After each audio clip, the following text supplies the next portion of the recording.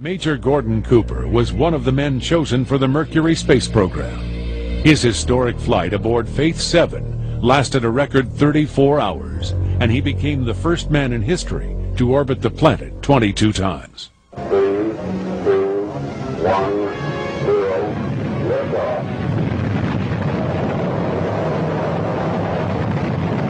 Astronaut Gordon Cooper returned to Earth as a true American hero. All I can say is that it certainly is a great honor to be invited here and to be presented this award, and thank you all very much. Today, Gordon Cooper looks back at his historic spaceflight. It's very impressive out there and very awe-inspiring. And when you look out here at this big universe that God has created for us, it makes you feel about that tall. It's very humbler, but it's very impressive and very awe-inspiring to look back on Earth from space. Before Gordon Cooper entered the space program, he had his own encounter with a different type of space traveler. While flying over Central Europe, his fighter squadron came upon a formation of UFOs. There were a number of extraterrestrial vehicles out there cruising around, flying the same kind of formation we fly in our fighters. They didn't have wings, they were saucer-shaped, and we never could get as high or as fast as they were, so to really positively identify them, but they were metallic-looking and saucer in shape. And they could do a few maneuvers that we couldn't do in an airplane, like just horizontally displace themselves rapidly, be flying along and just move over rapidly. Gordon Cooper's UFO sighting wasn't his only close encounter. In 1958, he was working as a project manager at Edwards Air Force Base in California. I had a film crew working for me on a project I was doing to put a precision landing system in on the edge of the dry lake bed. And they were filming the various stages of the installation.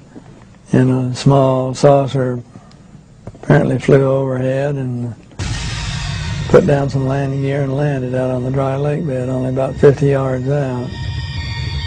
And these were old pro cameramen who were used to flying in all kinds of vehicles to take all kinds of pictures. And so they picked up their cameras and started over toward it and to get some close-ups. And with that, it lifted up, put the gear back in, and at a very high rate of speed disappeared. So they came in to tell me what happened. I told them to get over to the lab and develop the film immediately. And I would go and look in the book, regulation book, and see what you're supposed to do, who you have to call to report these kind of incidents, which I did. And by the time they got back with the film, there was a higher and higher and higher ranked man preceding the last one, assuring me that I had to get those negatives into a pouch and that they had made arrangements already to get our commanding general's airplane reserved and take the films to Washington. In an effort to organize open investigations of UFO sightings, Gordon Cooper wrote a letter to the United Nations in 1976, appealing for assistance. His letter stated, "These are extraterrestrial vehicles visiting from other planets." And it was presented to the council and certainly made a lot of people aware of a number of things that perhaps they had not been aware of before, so maybe it opened a few eyes. This universe is limitless and tremendous big universe, and we're kind of vain to think that we're the only ones that exist here. I think it's extraordinary if a man of that caliber is publicly coming forward. Perhaps there is a sort of process of public acclamation going on, getting us used to